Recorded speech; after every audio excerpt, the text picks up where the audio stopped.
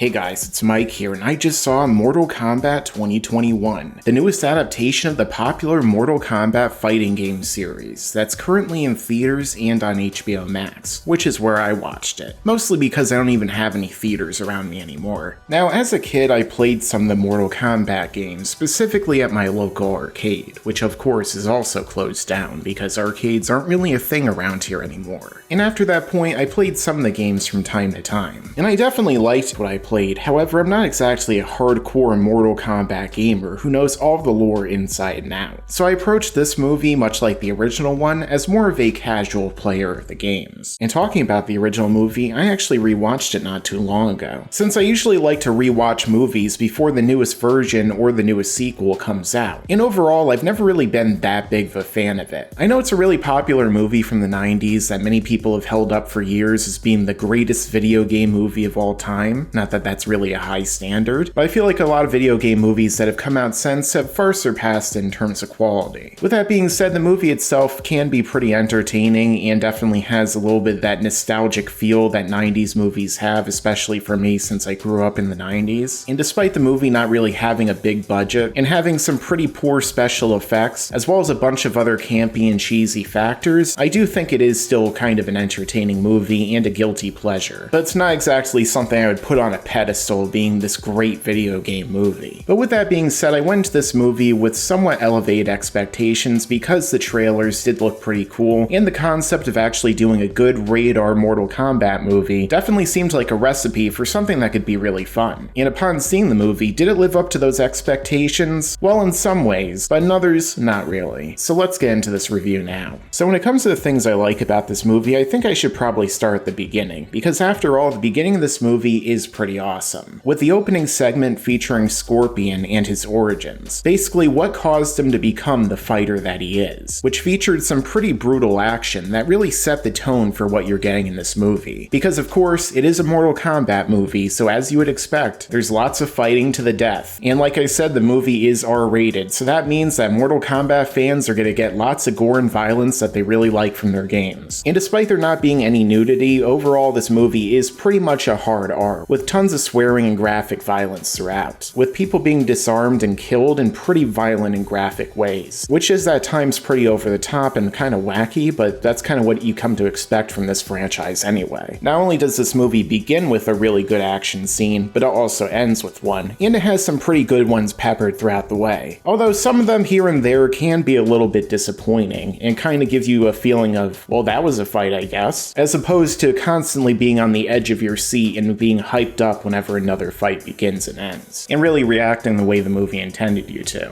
Now, as far as the cast of characters here, you have tons of the guys from the games, such as Hiroyuki Sanada from movies such as The Wolverine, playing Scorpion here, and I thought he did a really good job despite the fact that he was barely in the movie. You also have Joe Taslim from The Raid and The Night Comes For Us, who I'm a big fan of, because I love those movies, with him playing Sub-Zero, and I think he's definitely one of the best parts of the movie. And then you also have Josh Lawson as Kano, who might be my favorite character in the movie, and someone who's really going like 110% the entire time embodying that character that he plays. Not only does he have a lot of charisma, but he's also really entertaining and brings a lot of laughs, which is something that this movie definitely has a good amount of when it comes to humor throughout. Although not all of it lands, but that's kind of the theme of this movie, where some things could be really hit or miss. And I also really liked Cabal, who was another character who kind of liked to talk shit throughout and was pretty entertaining. And then of course you also had Shang Tsung, who was played by Chin Han from The Dark Knight and Marco Polo. Although honestly, I feel like overall I preferred the original portrayal from the 1995 version of this character as opposed to the one here, because this one, like a lot of other characters in this movie, which I'm right about to get into, can be pretty generic. And also for a wrestling fan like me, I also like that they put Nathan Jones here in a small role. He's been in a lot of action movies over the years, so it's always fun to see him pop up. In general, pretty much all the characters look like they're supposed to from the video games, wearing mostly accurate costumes, and with a number of them saying their iconic lines that come straight out of the video games, as well as using their various powers and signature moves that we get to see from characters like Sub-Zero, Liu Kang, and a number of others. And I can definitely tell you guys that the special effects have gigantically improved from the 1995 version. I mean, just remember what Reptile looked like, and Raiden's lightning, although to be honest, they still probably could have improved the lightning effects a little bit here too. However, one of the biggest problems when it comes to the cast cast in the overall movie would have to be that it focuses far too much on these really uninteresting characters who give pretty much bland performances throughout. There's no Johnny Cage, for instance, like there was in the original movie. Instead, they focus on this character Cole, played by Louis Tan, who's a boring new character that they created for the movie and inexplicably decided to make him the main protagonist. Also, other characters like Liu Kang are much blander and less interesting than they were in the original movie. And you could say the same thing about other characters who appeared there too, like I mentioned before, Shang Tsung. Even Raiden, the powerful god of lightning, is pretty generic here. Whereas in the original movie, even if he wasn't really that accurate, Christopher Lambert gave a pretty entertaining and memorable performance, with his voice that sounded like Ren from Ren and Stimpy. But here, he's nowhere near as interesting or as involved. And honestly, some of his decisions, as well as the decisions of many characters in this movie, are kind of inconsistent or don't always make that much sense. For a lot of the good and the really well executed in this movie, you also get a lot of weaker and mediocre elements that are executed pretty poorly. Whether it be casting, the development of certain characters, or just a lot of generally poorly written and kinda dumb things. Like the whole thing with Cole's character having this Mortal Kombat birthmark, which makes a little more sense for the other characters, but still feels like an unnecessary plot device. Some of the dialogue, which can be borderline cringe at times, and even some of the humor, which I mentioned before, doesn't always land. The quality of this movie can really go up and down, where there's really long, boring stretches of time that you're not really interested or engaged in what's happening, in between some awesome moments and action sequences, with characters using flashy, over-the-top powers, and the things that you're probably gonna watch this movie for in the first place. But it kinda reminded me a little bit of Godzilla vs. Kong in that sense, where when the action happens, most of the time, it's pretty well done. But a lot of the other stuff isn't really that interesting, and I think the movie definitely would have been better served had they focused on other characters from the games, like Johnny Cage for instance, or maybe even just having Liu Kang be the main character here again, as opposed to spending so much time on a character they invented for the movie, and his family that we don't really care about. Although really the biggest problem for me with this movie, and I feel like a lot of people might echo this, is the fact that this doesn't really feel like a true Mortal Kombat movie, because it actually isn't focused on the tournament and the characters fighting in it, but rather focused on kind of the build-up and the lead-up to this tournament happening, where they're establishing the sides and some of the characters who will eventually fight in the tournament, but aren't actually fighting in the tournament here. So it feels more like we're watching a prequel than the actual thing. And along the way, there are a number of characters who are killed off, and because the fact that we're not in the true tournament when this is happening, it ultimately feels disappointing, especially when some of them were barely in the movie, or when they were in the movie, they were awesome only to get killed. Although considering this is a video game series where everyone gets killed in pretty much every fight and they still show up in the next games, I'm assuming that they'll find some way to bring them back. But nonetheless, it does feel disappointing, and there's a number of times when somebody gets killed and you're just like, oh, I guess that's it for them then. But hey, at least the music was good during it, and they did find a way to use the remix version of the original theme in the film, which I'm sure that classic fans will enjoy. Although it does kind of feel like maybe this movie was catered toward those more hardcore fans, considering the fact that there were a number of references throughout to things that mostly went unexplained. Things I'm sure that hardcore fans will have instantly understood and know exactly how it ties into various story developments. But for me as a casual player, I didn't really get some of them because they weren't actually explained to me, and I expect a number of audience members will feel the same way. Now, was there an after credit scene in this movie? Well, the answer to that is no, so you don't have to wait around to the very end. But with that being said, the actual end of the movie does set up a lot more to come, which is expected for another movie meant to start a franchise, and even sets up the debut of a fan favorite character who honestly should have just been in this movie to begin with. Now, compared to the original 1995 movie, which one of these is better? Well, I guess that this one is better, at least technically, because there are a lot of improvements in terms of special effects, fighting choreography, and etc. But looking at the original, at least it actually had the tournament and some other things I thought were more interesting overall, like some of the character portrayals. Honestly, I was hoping that this would be a vastly superior movie to the 1995 one, given all the time that they've had and all the fan feedback they've gotten over the years. But it's really not that far above it, and I'm sure that some fans will still prefer the original, if only due to nostalgia. And with that being said, does this movie really have much replay value? Well, I don't really have any intention of rewatching it in the near future, except for maybe some of the fight scenes, which I feel like is how a lot of people may watch this in the future, either just fast forwarding through the film or just watching the clips on YouTube. I mean, people do that regardless of the film's quality, but but I expect that more people are going to be doing that than not. So overall, Mortal Kombat is an entertaining yet somewhat disappointing movie with mostly good action, but a lot of boring stretches and uninteresting characters. Ultimately, this isn't really a Mortal Kombat movie so much as a prelude to the actual tournament with a lot of fights thrown in. I'm hoping the inevitable sequel will actually deliver on the premise and focus on more interesting characters, which the ending seemed to tease, but I guess we'll just have to wait and see. Make sure to subscribe and enable all notifications so you can stay up to date with all of my videos. Thanks for watching, and make sure to stick around because there's a lot more to come in the future.